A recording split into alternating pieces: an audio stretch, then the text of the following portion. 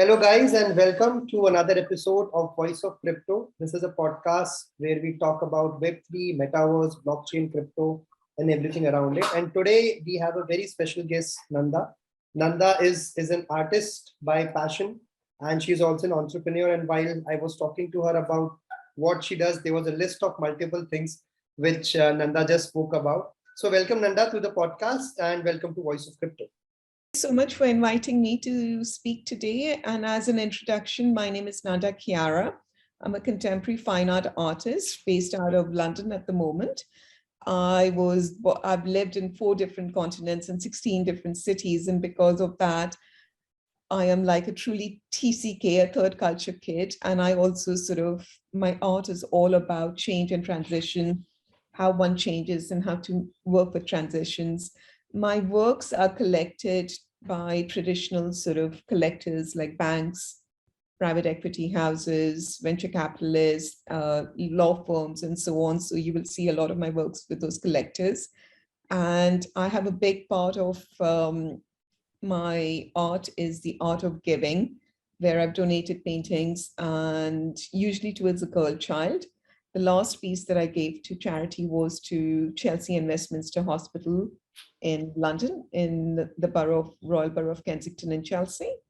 And I think one more thing which is important to add is I was appointed by Mayor Pascal to be an ambassador in the borough for all the young minds. When I say young minds, we're talking about Generation A and Generation Z, to go and educate them and to tell them more about art and how art can be an important part for the future.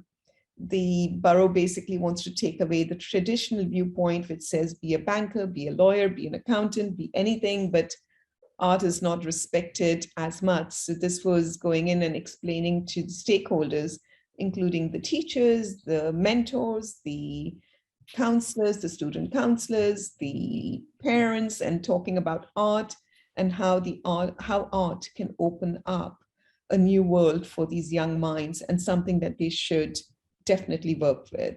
So yeah, that's a brief introduction about me. Thank you. Great. So Nanda, a lot of people, and in fact, most of the people whom I met, they get into Web 3.0 by chance. So what has been your story, how you got into Web 3.0 and how your journey has been till now? So, my journey into Web 3.0 started in 2017. I used to write for a magazine. I was living in Mumbai at that time, and I used to write for a magazine called G2, and I used to cover the art and culture section. So they asked me to cover the London art market, and they titled it the London Art Mojo. So I did a lot of research, and at that time, I said to them, the future of art is going to be crypto, and it is going to be crypto art. At that time, there was no NFTs, no DNFTs, no generic, NFTs wasn't used. The word that was used was crypto, and the word that was used was art. And I said, these are the 7 currencies, and this is how it's going to be done. Not so much on the blockchain technology, but just the general overall, I said art would be sold in exchange for crypto. And I said, it's going to be DAI, Ethereum Classic, Bitcoin, Litecoin, the terms that they used. My magazine, however, was very conservative. They it's a very exclusive magazine. And on the top of the cover, they've got like the Tatas, the Ambanis, you name it, the industrialist. And they thought, oh my God, you're talking about the black market. We cannot publish this. So my 3 to 4 paragraphs were cut down, and I got a 2-sentence into the magazine. But that's where my journey started into crypto since 2017. And then I moved back to the UK end of 2018, and I started my journey again. I completed a course on Web3 and blockchain technology. And then I educated myself about NFTs and how it would work.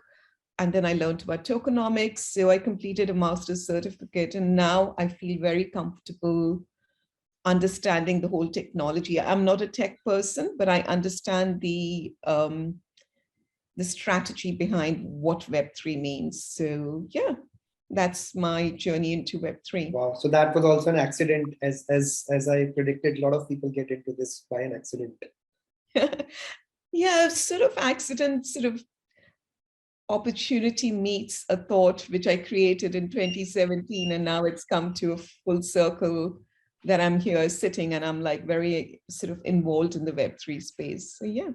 Correct, correct. So Nanda, you are known into the NFT circles, and a lot of people know, and you have been doing a lot of things. So what are some of the things which you are currently doing into the NFT markets, into creating awareness about NFTs? You rightly said a lot of people didn't know what NFTs is 5 years back. So how is the awareness happening in UK scenario? And since we spoke about UK, India, overall worldwide scenario, how is the awareness happening? What changes are you seeing in the mindset of people about NFTs and Web3? So I think the traditional art market is very different from the NFT market.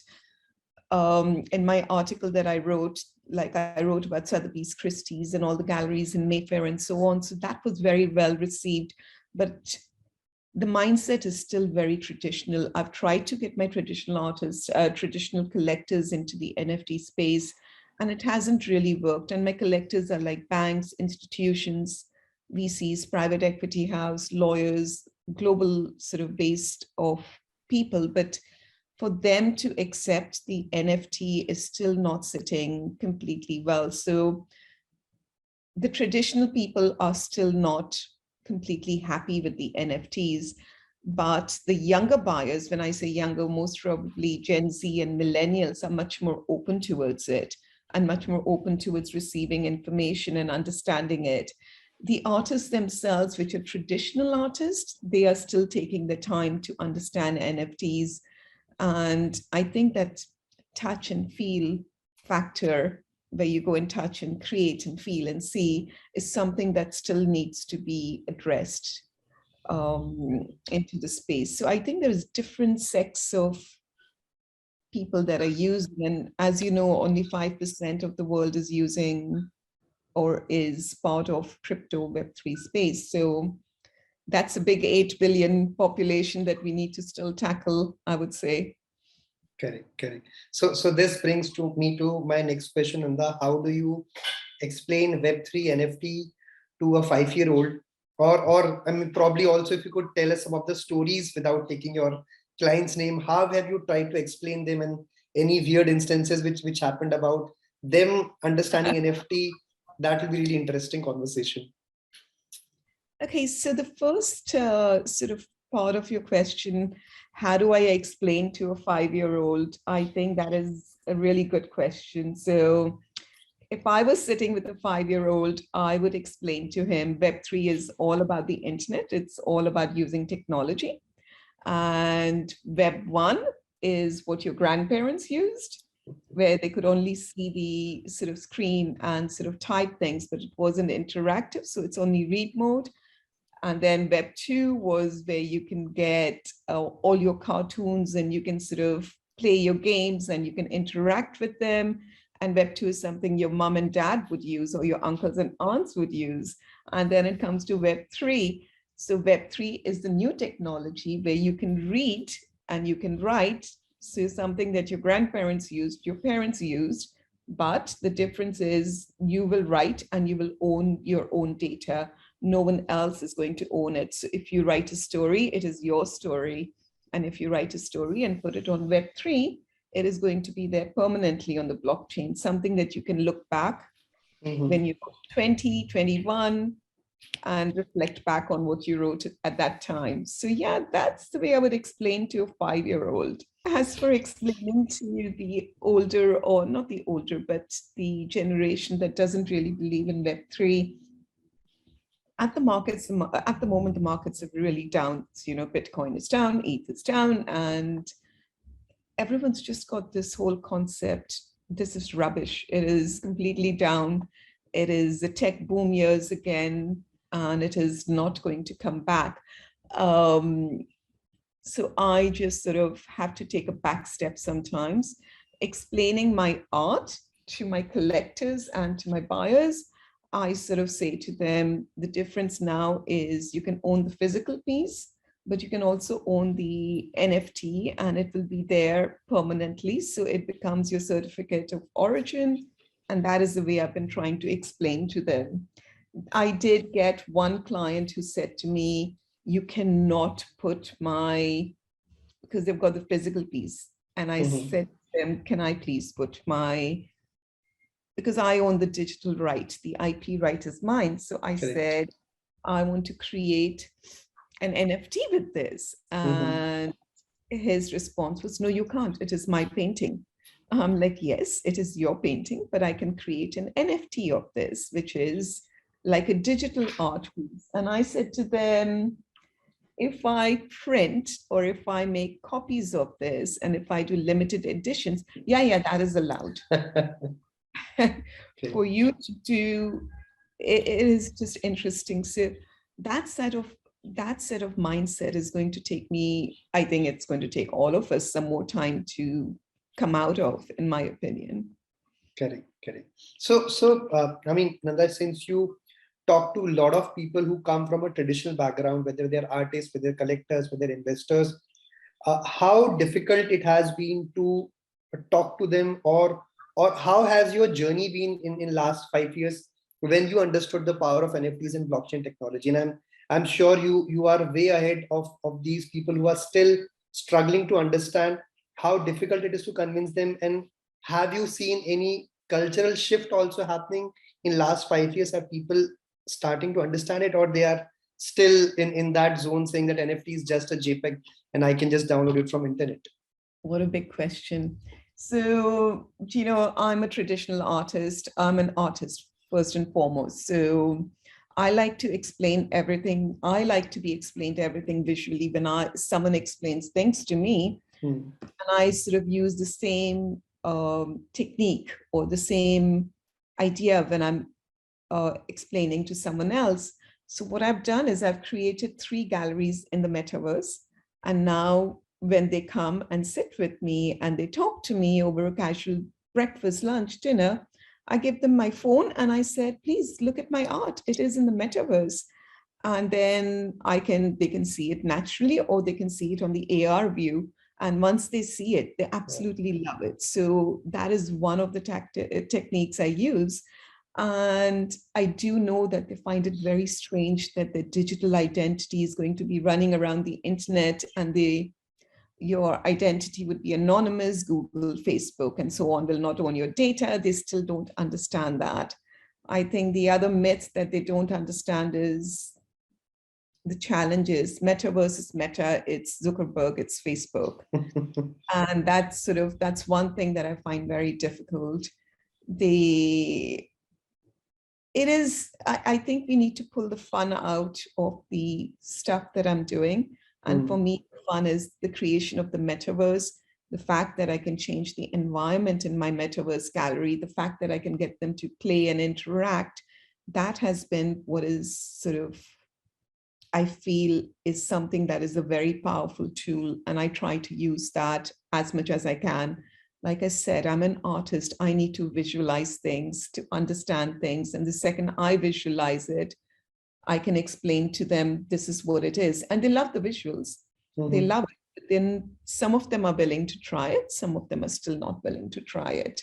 The avatar, sort of changing your avatar now that Facebook offers it, and all the stickers are coming up, and you can do it on Instagram. And so the avatars everyone's comfortable with. Okay. But there are elements people are not comfortable with. Web3 technology, blockchain, crypto, and understanding that you're going to be your own sovereign bank. So telling them that in future, I'm going to have a Nanda dollar token, or there will be your token in your name, and you can sort of be your own individual bank, and you can run this, is still not there. So yeah, those are couple of the challenges that I think there are out there currently.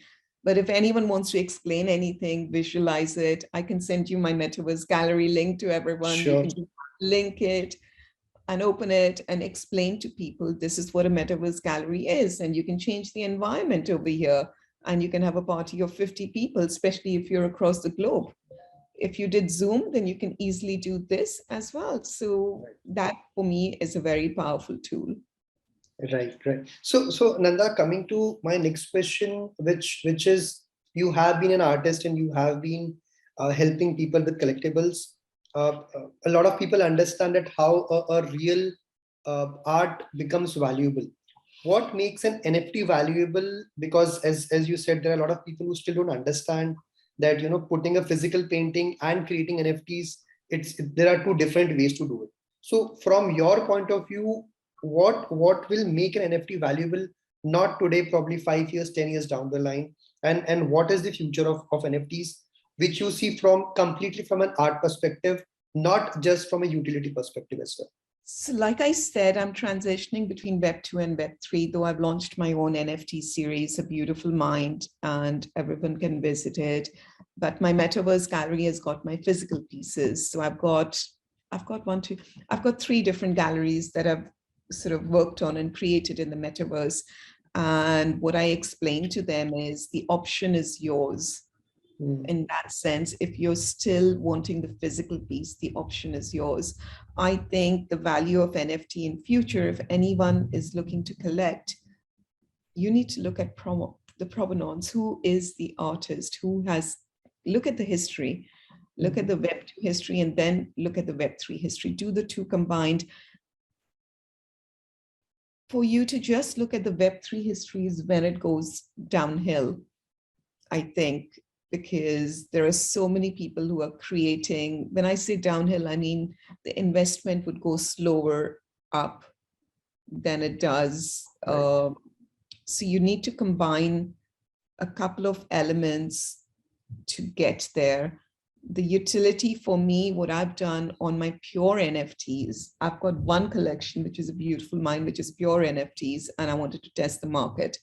And the utility behind that is I give you a printed copy signed and dated by me.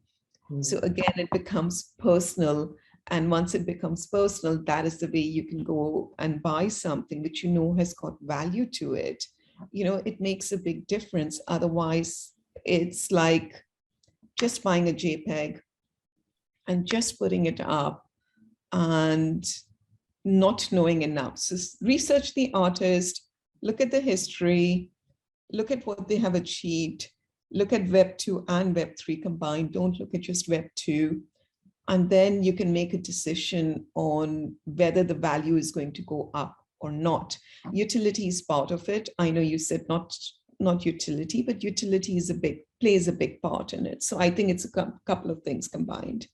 Correct. So guys, having some great conversations and learnings from Nanda. If you're hearing this podcast or watching this video, do watch at the end. We have a lot of interesting insights coming in from the art fraternity, how art is changing NFTs here. So Nanda, who is your favorite NFT artist?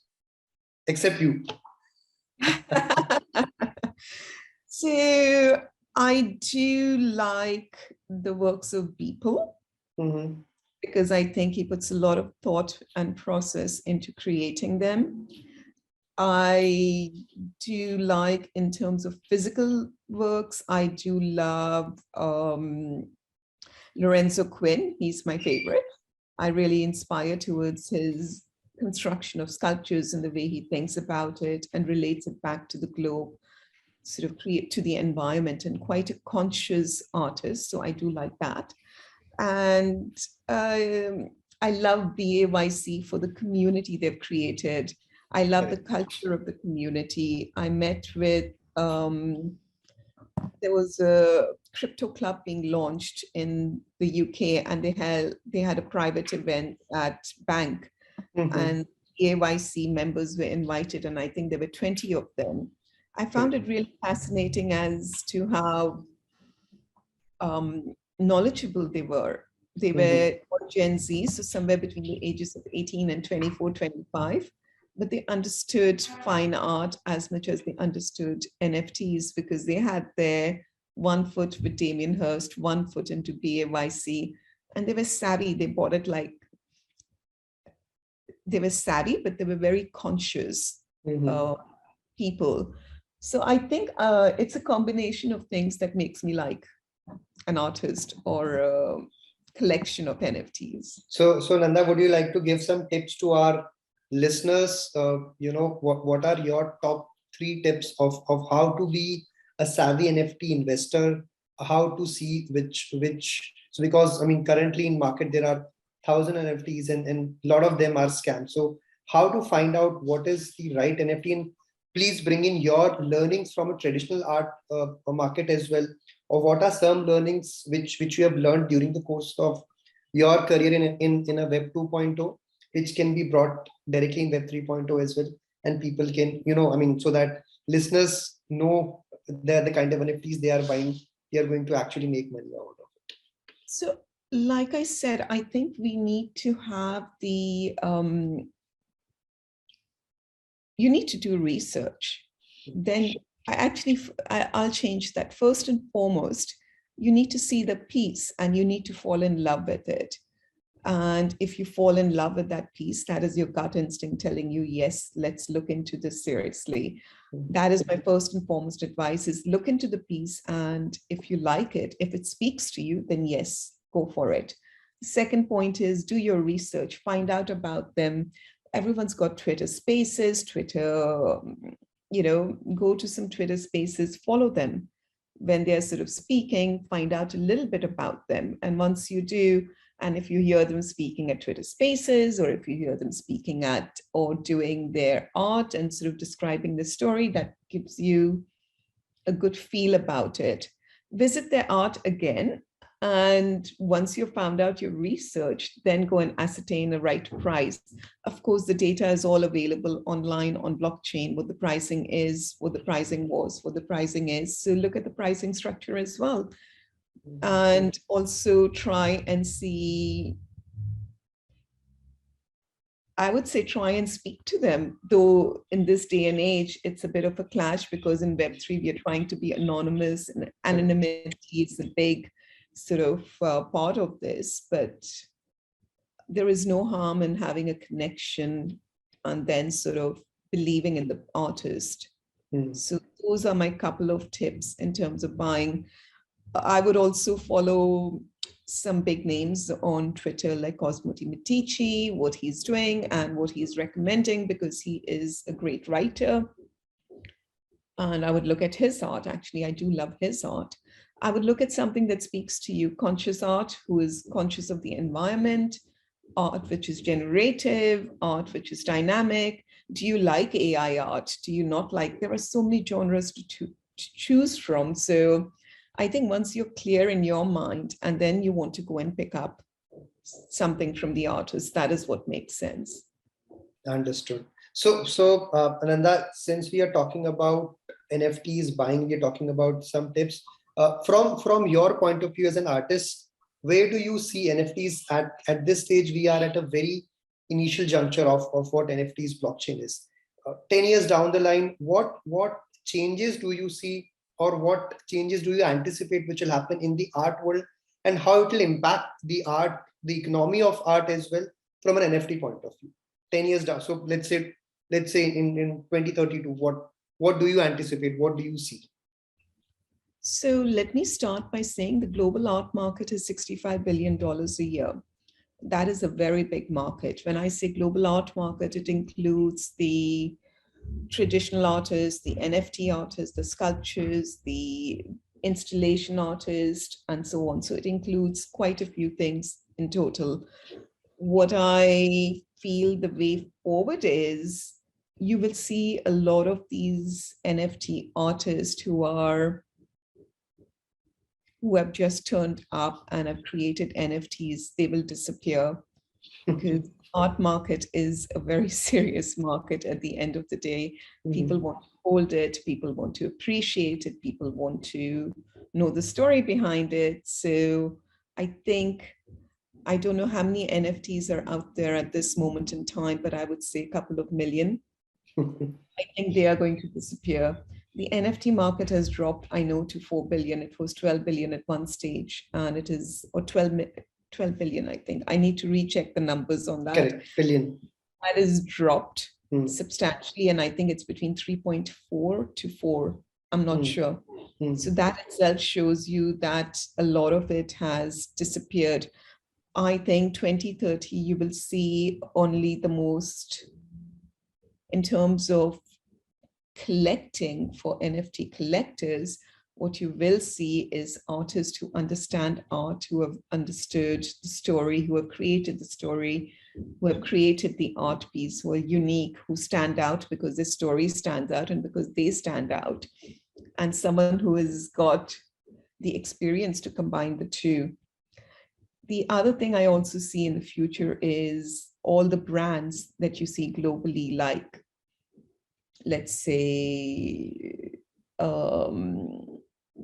like jewelry brands, like Graph, like all the big major brands. When they sell you a piece of jewelry, you will also have an NFT, which would be your proof of purchase, and it will be on the blockchain forever.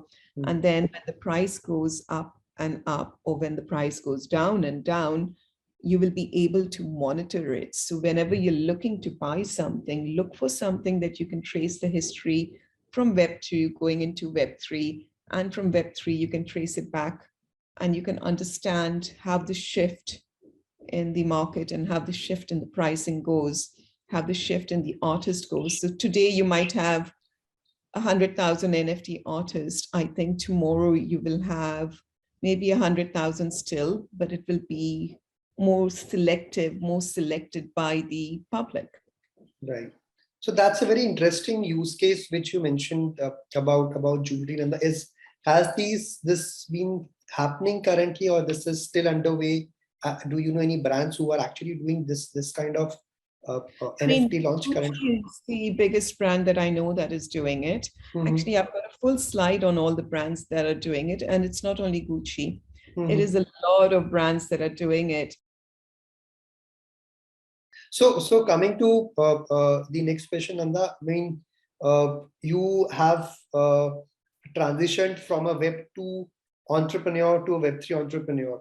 So what are some of the tips which you would like to give people who are getting into Web 3 as an entrepreneur? What are some challenges? 3 tips, again, your top 3 tips for an entrepreneur who wants to get started in Web 3.0. Oh. I will tell you the mistake I made. Sure. Foremost, and that might help. I made the mistake of assuming, by reading some documents, by reading some Google search and doing everything, I understood it all. And that was a mistake I would recommend no one makes. Reading on Google, reading on internet, doing some videos and going on some courses like Skillshare and so on. That is the first step. Of course, you should do, but do not assume you know it all.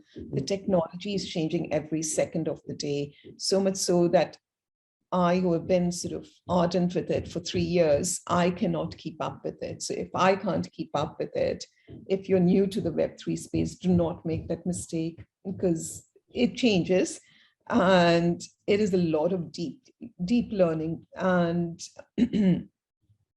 if anyone is interested in doing a course on Web3, we offer free courses on Web3 for 8 weeks, and we've done 12 cohorts, and we've got over 60,000 people in my sort of token economy that I'm working on. So please get in touch with me if you want to do it. I would also like to be a part of and learn more things about it. So we'll definitely put the link also, guys. Do check out this course by Nanda. I will definitely share that.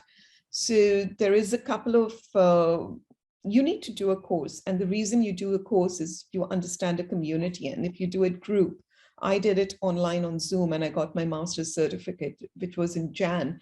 But since January this year till now, the market has changed again. Correct. And now I'm going back and resitting some of the episodes. And I think listening to other people speak and getting the overall feel about it is very, very important. So I would highly recommend, do your research. Step 1, see if you like it, if you follow the technology. Step 2, try and attend a course, try and attend the seminars, try and attend the conferences, try and speak to people and build a community, because Web3 is all about exchanging ideas and building a community. It is not about just learning by yourself and implementing. It is not the traditional way of learning. It is an interactive way of learning. So that's my second sort of step. And the third, following from all of this, I had such FOMO. Oh my God, I had really bad FOMO, and I went into it so intensely for 1 year that I reached a burnt out point in July this year, and I came completely crashing out. So taking care of yourself, your mental health, your being aware and mindful, first and foremost, is to absorb the knowledge, but remember, it's quite a lot. Rome wasn't conquered in a day. Right. You need to sort of be ready for, you need to be ready for the work, because 1 week in Web3 is equal to 4 weeks in Web2. So it's a different ball game. And with that, it creates FOMO, because you want to learn so much and you just want to, you don't want to stop. Okay. And I think that is something that one should be quite aware of. FOMO, but please take care of yourself. Web3 is killing in terms of time taken. So make sure you're okay. Once you're okay, it will come to you. I think I completely agree with the last point, Nanda, and I've seen a lot of people, because everybody wants to, think about that it must have taken you X number of years to reach this level in Web 2.0. If you are comparing that experience that you will get within a year in Web3, it will not happen. So yes, take care of yourself. There is also life beyond NFTs, metaverse, crypto. Do understand that you have a real life as well. So especially this happens during bull cycles, because then everybody is just talking, just learning, just doing things. So probably this is the time when we are in a dull market, to think, ponder upon what you have learned and start implementing, rather than just consuming content and keep on, getting new ideas from. Absolutely. It is so important, because when I reached the burnout point, that is when I started I stopped everything for 4 weeks, and lo and behold, I am back now, and it is all coming to me. Everything is, I'm getting rewarded now, if it makes sense, because my knowledge was there. I did the research, I did the education, which is important, but now it is coming back to me because I've built a solid base. But I would never recommend anyone doing that without taking care of your whole self first. So Correct. So on this note, let's move to the non-serious section of this interview, Nanda. So I will ask you certain questions. You will only have 5 seconds to answer the questions. It's called rapid fire questions. So let me know if you're ready. You just have to answer in a single word, not more than that. Shall we start? Got it. Yeah, let's start. Okay. So let's start the rapid fire questions. NFT or metaverse? NFTs. Bitcoin or Ethereum? Bitcoin. Any celebrity which would come to NFT space? George Clooney. How does your portfolio looks like? My own. What's your favorite NFT? My favorite NFT is the one done by Beeple. The one which is human. It's called Human Number One. Okay. And your favorite artists apart from Beeple? Gerard Richter and Lorenzo Quinn. Okay. Any particular NFT which is stuck to your heart and you would like to buy it someday? If I can afford it, Human One by Beeple, I would love to buy that. And what's your best artwork? I work in series, so I would have to answer that in series. And the series is called Doors. Okay. We can talk about it. I can move from rapid fire to explanatory on this part as well. So my series Doors talks about doors opening, doors closing. It's nothing to be afraid of. It's only change. I created the series in 2018. And when the exhibition opened, it opened in a city called Ahmedabad in India. Within the first 3 minutes, I created massive pieces. There was a big gold piece and a couple of more pieces. Within the first 20 minutes of the exhibition opening, I'd sold 4 pieces. Wow. And it was like amazing. I just sort of really enjoyed it, and people really loved the meaning. And My art focuses on change and transitions. So that is what I try and capture on my canvases. And I do very large canvases. And I do political, economical, social, technological, whatever the changes there may be or transitions that may be. And change is the one factor which is the constant for all of us. It's something that's going to happen every day to us, or maybe once a month, or every second. And that is something that we don't need to be fearful about, like changing house, moving cities, kids, sort of Be open challenges. to change. Yeah, it is a permanent in our life. And this painting, this series, I had 12 pieces, sorry, I think. And it was just so well received because people really love the concept of not being scared of change. So, yeah. Wow, great. Let's come back to our rapid fire. Can NFTs be used as an investment? Yes.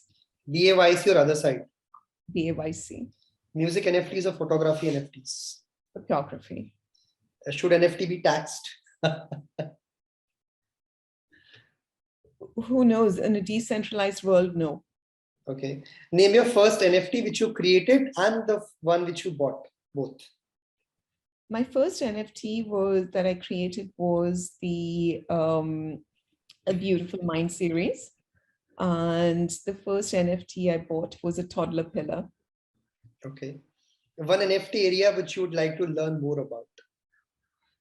I want to learn more about generative and dynamic NFTs. It is a new field to me and I don't know anything about it. Describe your NFT style in just one word.